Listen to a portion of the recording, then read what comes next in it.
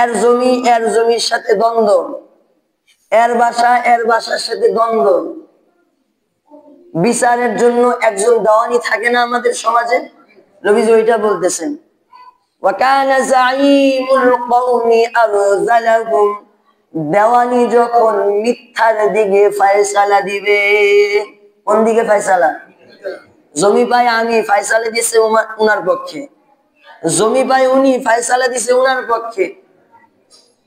বিচারের রায় হবে উনার, রায় দিছে উনার পক্ষে।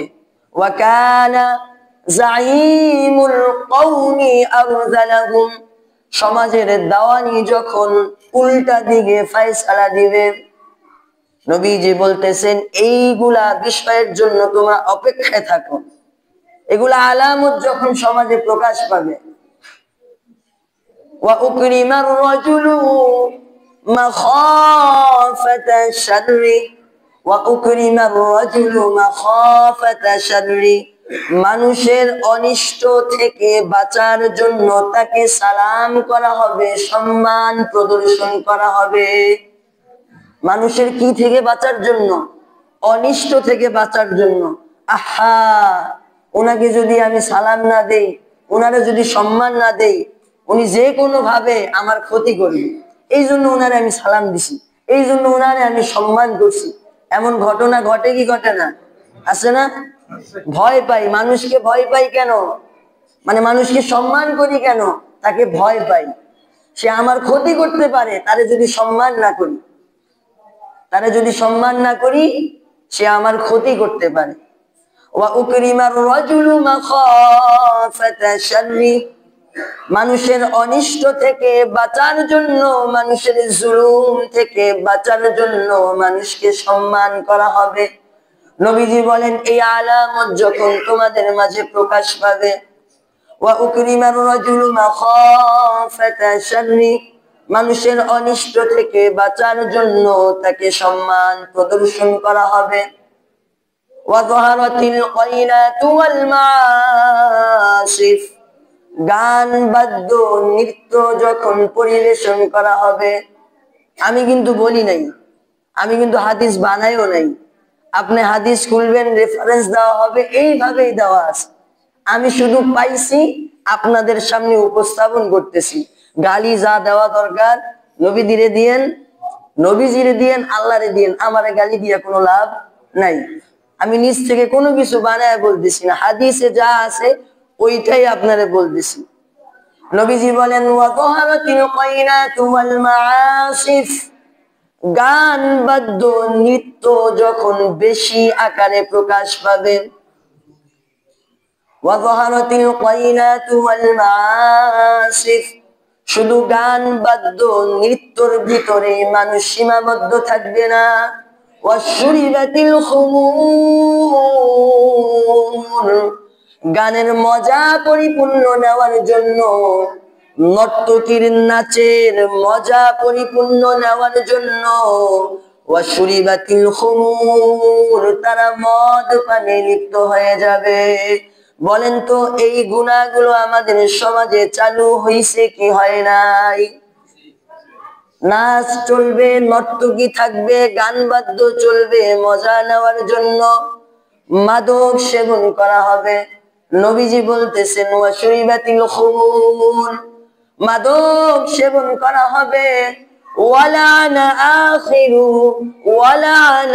আখিরু হাদিহিল উম্মতি আউওয়ালাহা, মানুষ এতটাই নিকৃষ্ট হয়ে যাবে, এতটাই নিকৃষ্ট হয়ে যাবে, আগের জামানার আল্লাহওয়ালা আলেমদেরকে শেষ জামানার উম্মতেরা গালি দিবে।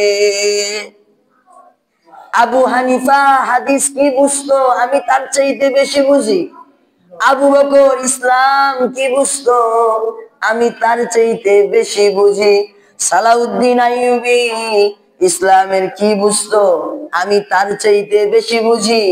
ওলামায়ে কেরাম ইসলামের কি বুঝে, কি বুঝতো? তারা তো মারা গেছে, আমি তাদের চাইতে বেশি বুঝি। বলেন তো এইভাবে গালি দেয় কি দেয় না?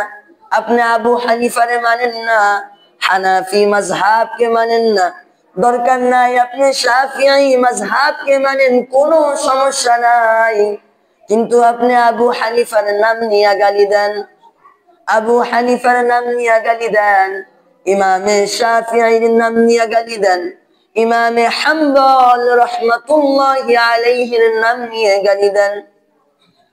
নবীজি বলেন ওয়ালানা আখিরু হাযিহিল উম্মতি আউওয়ালাহা, শেষ জামানার মানুষ যখন পূর্বের উলামায়ে কেরামকে গালি দিবেন, নবীজি এইবার বলেন ফালিয়ারতাকিবু ইনদা যালিক, ফালিয়ারতাকিবু ইনদা যালিকা রিহা, এই আলামত গুলো যখন তোমাদের মাঝে প্রকাশ পাবে তখন তোমরা যেন অপেক্ষায় থাকো, রিহা, গরম বাতাসের অপেক্ষায় যেন তোমরা থাকো।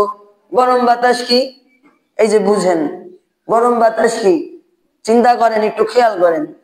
আজ থেকে 15-20 বছর আগে যখন কৃষক ভাইয়েরা বা আমরা, আপনারা ভালো বুঝতে পারবেন, 20 বছর আগে 15 বছর আগে যখন ভোর দুপুরে মাঠে কাজ করতেন, কাজ শেষ করে একটা গাছের নিচে যদি বসতেন, কি সুন্দর একটা বাতাস, ঠান্ডা লাগতো না? বলেন লাগতো কি লাগতো না? ঘুম চলে আসতো। এই বর্তমান জামানায় প্রচন্ড গরমের সময় একটা গাছের নিচে বইসা দেখেন তো ওই বাতাসটা পান কি পান না? কথা বলেন না কেন? পাইবেন? আছে নাই? দিন যত যাবে গরমের তীব্রতা, প্রচন্ড গরম আমরা অনুভব করতেছি। এই বছর, গত বছর যে গরম পড়ছে, এই বছর কি বলছি, এইবারের মতো গরম আর আসেনি। তারপরে আবার বলতেছে এইবারের মতো গরম আর আসেনি।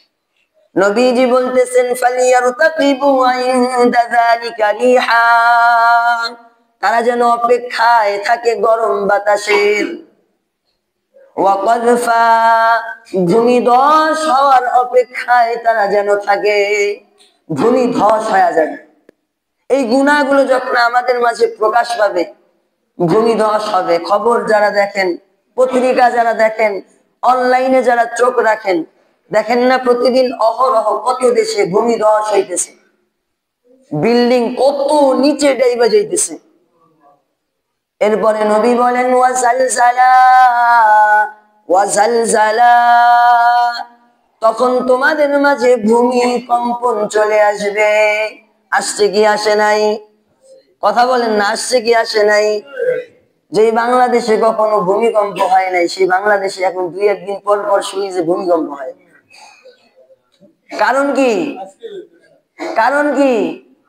আমাদের মাঝে এই সমস্ত গুনার হার অনেক বেশি পরিমাণ বৃদ্ধি পেয়েছে।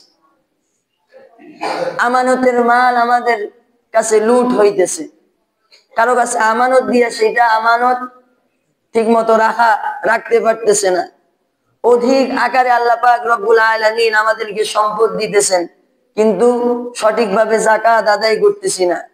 সন্তান মায়ের অবাধ্য হয়ে যাইতেছে, সন্তান বাবার অবাধ্য হয়ে যাইতেছে, বন্ধুকে কাছে টাইনা নিতেছে, মসজিদে হট্টগোল তৈরি হয়ে যাইতেছে, সমাজের যারা নেতা তারা বিভিন্ন পাপের সাথে জড়িত হয়ে যাইতেছে, সমাজের দ্বারা কর্ণধার বিভিন্ন বিচারে বসেন, তারা যার প্রতি জুলুম হইছে সঠিক বিচারের ফায়সালা দিতেছে না, ন্যায় বিচারের ফায়সালা দিচ্ছে না, অন্যায়ের প্রতি ফায়সালা দিতেছে।